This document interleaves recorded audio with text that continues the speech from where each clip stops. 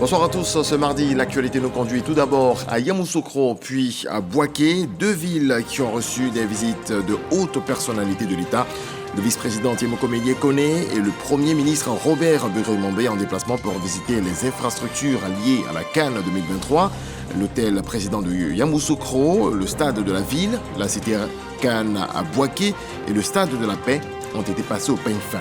Au groupement ministériel des moyens généraux à Abidjan-Plateau, le ministère d'État, ministère de la Défense, a procédé à la décoration de son personnel civil et militaire. Ils sont au nombre de 247, ceux dont la reconnaissance du mérite a été célébrée. Ils se sont bien illustrés dans le travail pendant l'année en cours. Et puis, au moins 160 personnes ont été tuées au Nigeria dans des attaques menées par des groupes armés entre samedi soir et lundi dans plusieurs villages de l'État du Plateau, dans le centre du pays. Ces sont annoncés ce lundi 25 décembre, les autorités locales.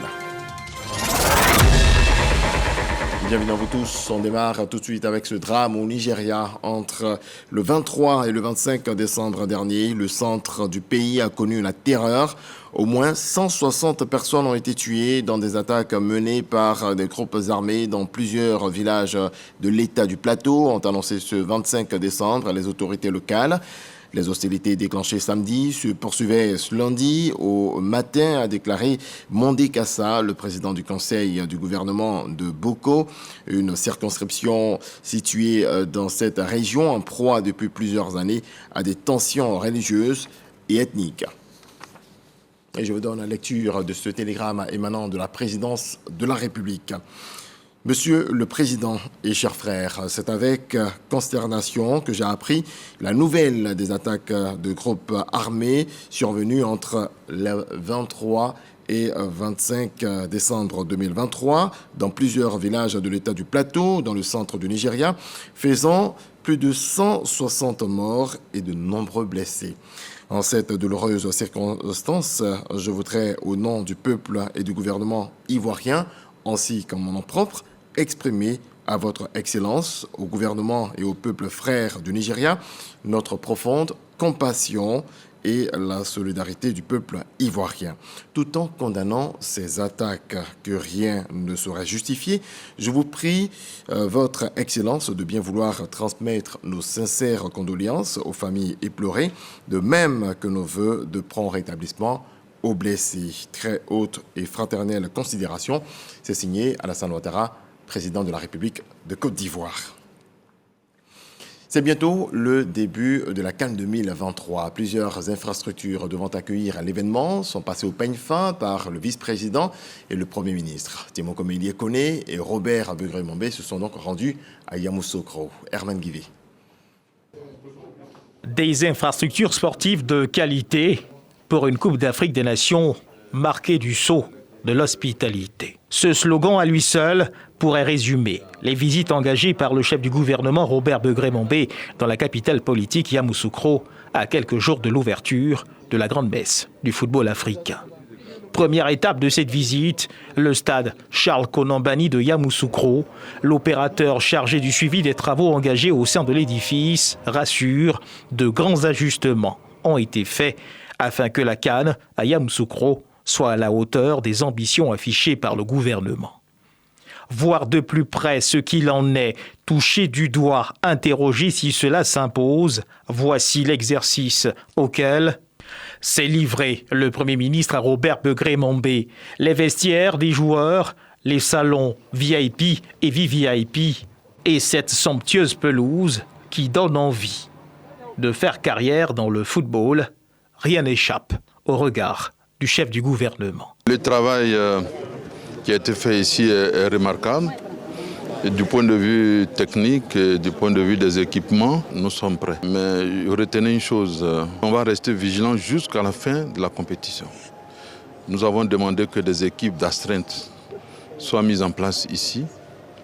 Dans tous les secteurs d'activité, nous aurons des spécialistes en permanence parce que la Côte d'Ivoire veut être à jour en toutes circonstances vis-à-vis des prestations attendues de ce grand pays. Nous avons donné des indications à tous nos amis qui sont dans cet espace pour que la vigilance soit de mise. Sinon, ce que nous avons vu est rassurant. Cap est ensuite mis sur l'hôtel président, aux côtés du chef du gouvernement, le vice-président de la République, Tiemoko Meiliet Koné. Tous deux procèdent à une inspection minutieuse des lieux. Tout doit être parfait à l'ouverture de la Coupe d'Afrique des Nations de football. Les suites présidentielles, la salle de réception, la tour, la piscine, les salles de restaurant, le bâtiment respire la pleine forme. Les travaux de rénovation engagés lui ont redonné une seconde vie. La délégation conduite par le vice-président et le Premier ministre prend la direction de la ville de Bouaké. Et à un peu plus de 100 km de Yamoussoukro, Bouaké a également reçu la visite des deux personnalités. Le vice-président et le Premier ministre se sont donc rendus à la cité Cannes, le RAN Hotel, puis au stade de la Paix. On reste avec Herman Guivé. Nous sommes en début d'après-midi. Le vice-président de la République et le Premier ministre marquent leur arrivée à la cité Cannes de la ville de Bouaké.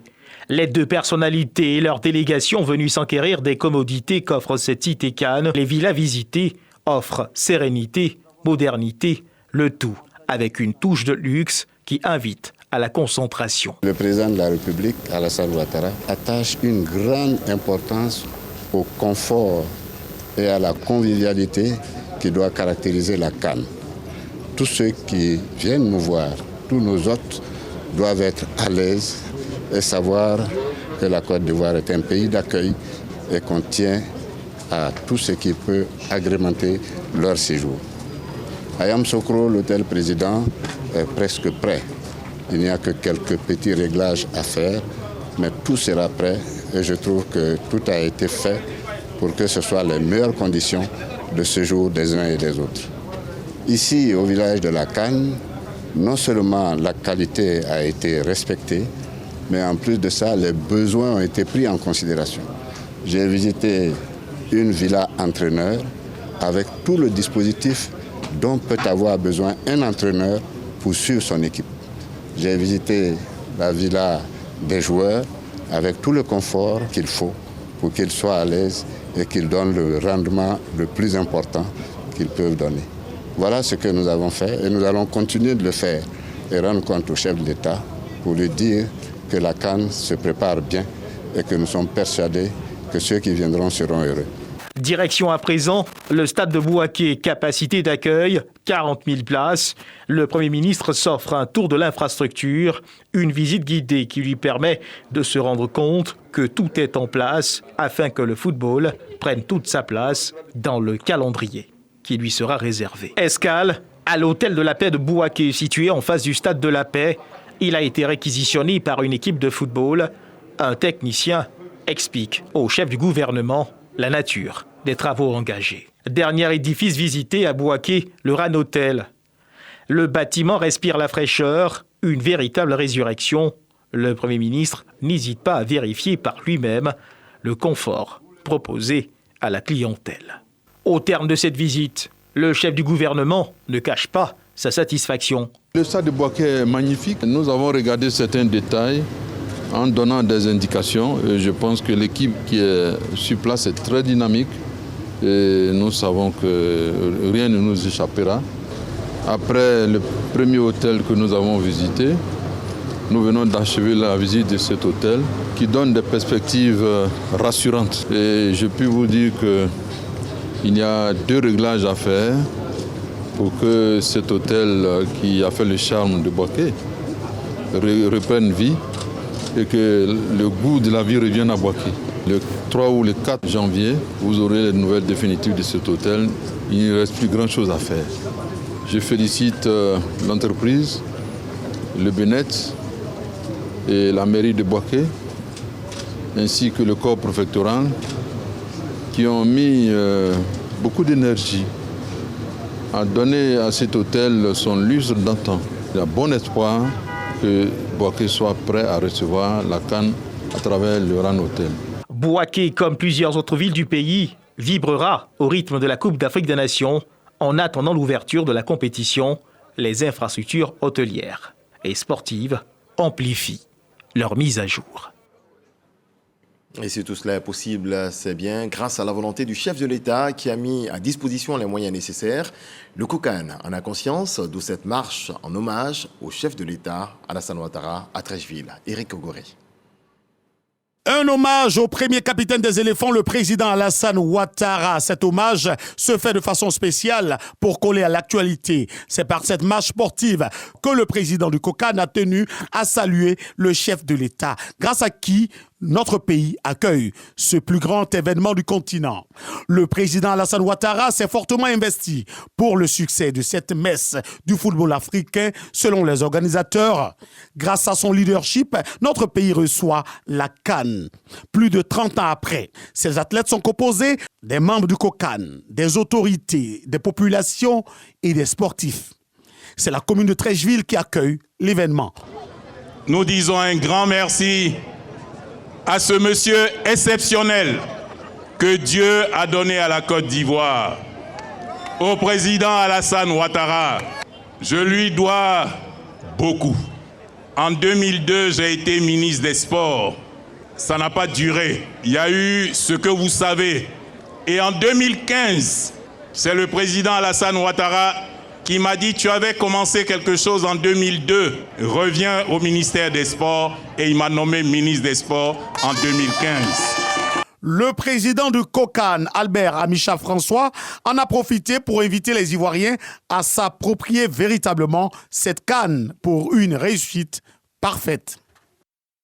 À la perfection, ils ont accompli leur devoir, je le disais. 247 militaires et civils ont été décorés au groupement ministériel des moyens généraux à Abidjan-Plateau. Décoration reçue des mains du ministre d'État, ministre de la Défense, Walter Amadou Ouattara. Après 30 années passées à servir l'administration de l'armée, cette travailleuse voit ses efforts récompensés. Il arrive par moment où vous êtes là, ils vont au combat et ils reviennent, d'autres sont blessés. Et quand vous êtes femme, que vous voyez tout cela, vraiment ça vous peine. C'est pour cela que travailler avec les militaires, il faut être fort. Avec elle, d'autres civils et anciens combattants qui trouvent en leur présente distinction une invitation à mieux faire ou un exemple à suivre. Pour la génération future, il faut qu'ils prennent l'exemple. L'exemple sur les anciens.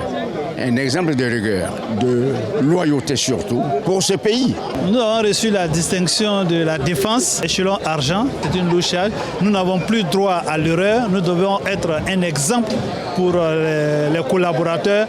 274 personnels civils et militaires, ainsi que certains qui font valoir leur droit à la retraite, reçoivent des médailles. 6 catégories sont distribuées, à savoir Ordre national, médaille de sauvetage, Ordre du mérite ivoirien, médaille de la défense, médaille des armées et la médaille de la gendarmerie nationale. Pour le porte-parole des bénéficiaires, Boniface Conan, la décoration est l'expression de la reconnaissance. Notre profonde gratitude à l'endroit de son Excellence, Monsieur le Président de la République, chef suprême des armées, pour sa vision éclairée d'une armée moderne avec des ressources humaines et matérielles de qualité et fonctionnant selon les principes de bonne gouvernance. Nous remercions avec déférence Monsieur le ministre d'État, ministre de la Défense, qui, à travers cette tradition, suscite dans le cœur et l'esprit de son personnel la motivation et le dépassement de soi pour l'excellence et l'efficacité.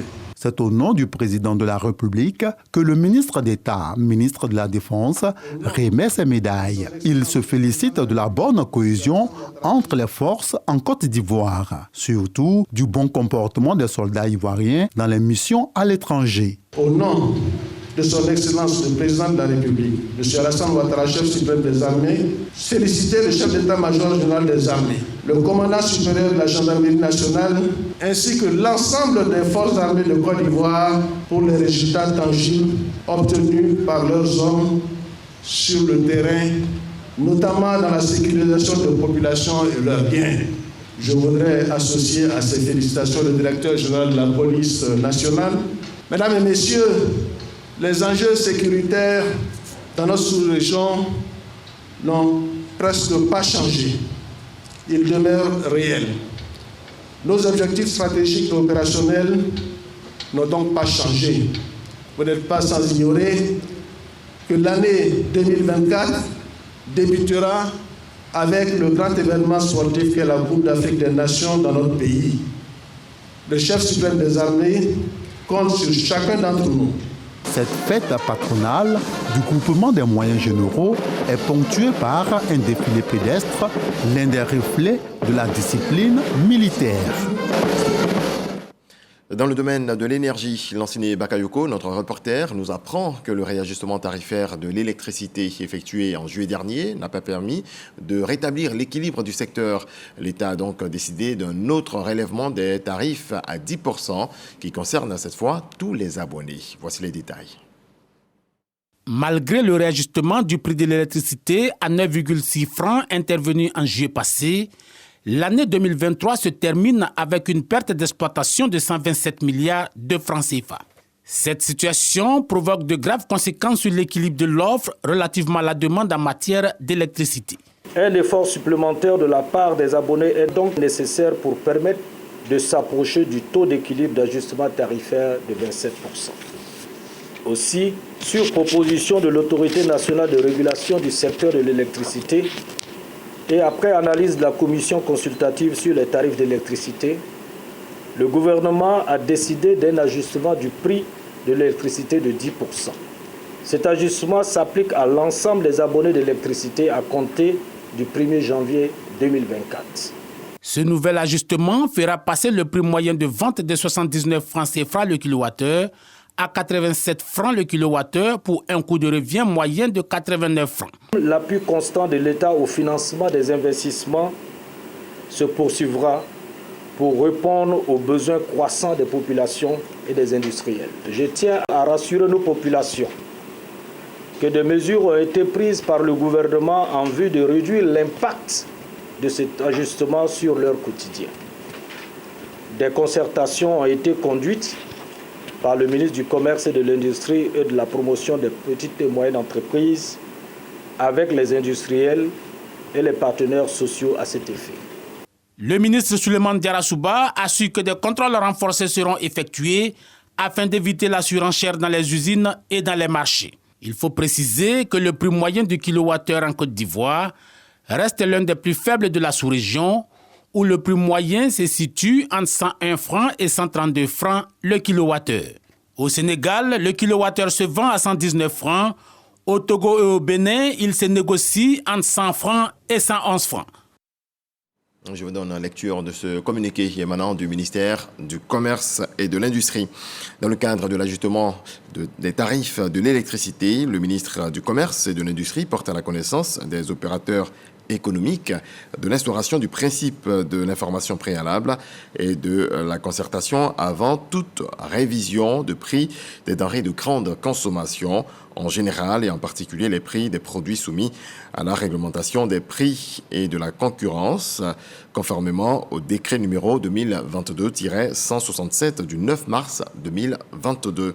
Le ministre du Commerce et de l'Industrie, tout en invitant les populations au signalement de toute hausse excessive de prix, exhorte l'ensemble des acteurs au strict respect des dispositions subventionnées et à la dénonciation de toute révision de prix en dehors du cadre de concertation. Tout contrevenant s'expose aux sanctions prévues à la réglementation en vigueur. Signé Souleymane Diarra, ministre du Commerce et de l'Industrie. L'État, toujours dans sa politique de protection du pouvoir d'achat.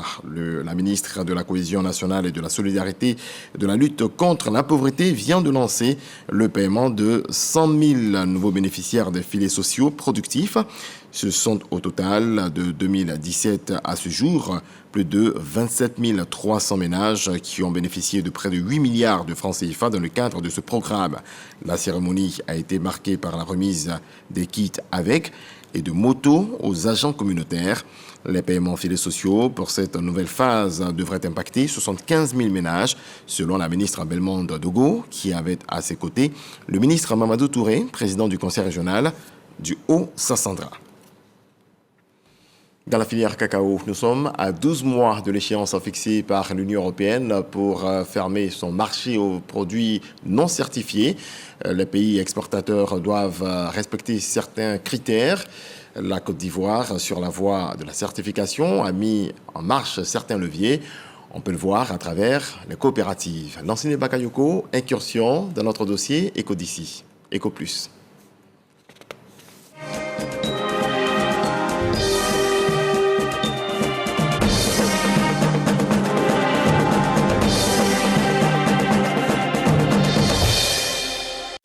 Diokwe, siège de la délégation régionale du Conseil Café Cacao, dernière étape de la mise à niveau des agents chargés d'investir le terrain.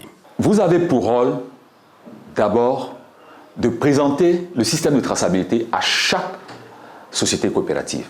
Une fois que cela est fait, la deuxième action sera de présenter les outils ou les nouveaux instruments du système de traçabilité aux sociétés coopératives et enfin, comment utiliser ces nouveaux outils-là pour commercer au niveau des sociétés coopératives. L'enjeu, c'est d'expliquer la traçabilité, former les producteurs et les sociétés coopératives à l'utilisation des nouveaux outils, à savoir les terminaux d'achat des délégués, les scellés et les applications informatiques.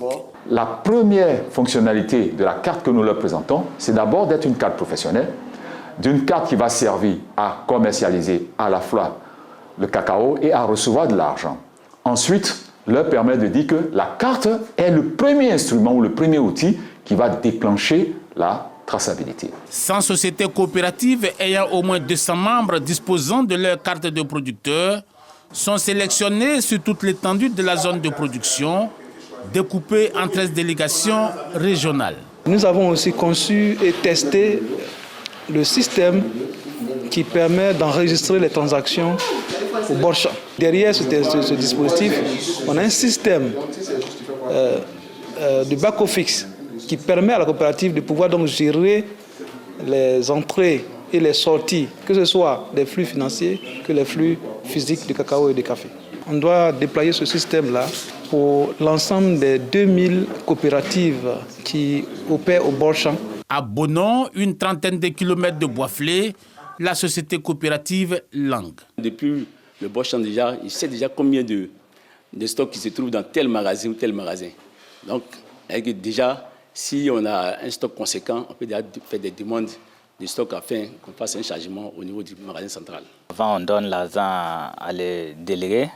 Il y a l'autre qui peut partir avec ça, continuer à partir, disparaître avec ça. Bon, il dit, il y a le système qui est venu. Et puis, ils peuvent partir avec l'argent. Le système national de traçabilité est basé essentiellement sur l'utilisation de la carte du producteur qui sera obligatoire à partir d'octobre 2024 pour toute opération d'achat-vente de café et de cacao bord champ.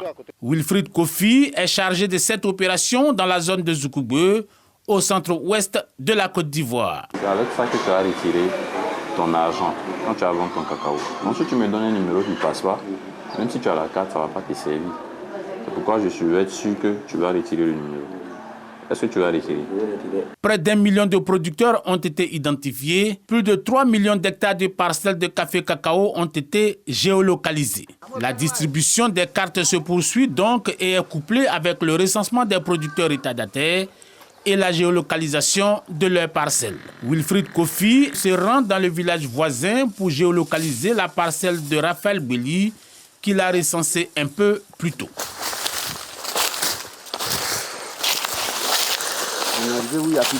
Nous sommes au piqué. Oui, mais... 2 hectares, 10 mètres carrés qu'on a enregistré. Donc, c'est la superficie du champ. Merci à vous. Donc, ce champ est validé. C'est bon, on a fini. À ce jour, plus de 46 000 producteurs ont été recensés, portant le nombre total de producteurs de café cacao à 1 40 000. Ils disposeront tous de leur carte de producteur avant la fin du premier semestre 2024. Ces cartes seront indispensables avec l'entrée en vigueur effective du système national de traçabilité du café et du cacao. Café Cacao, les coopératives et les outils de la traçabilité, un sujet signé Lansine Bakayoko dans Éco Plus. Au chapitre de l'enseignement supérieur, le ministre Adama Diawara a ouvert à l'Institut national polytechnique au Fouet-Boigny de Yamoussoukro une bibliothèque numérique destinée aux étudiants, enseignants et chercheurs de Côte d'Ivoire.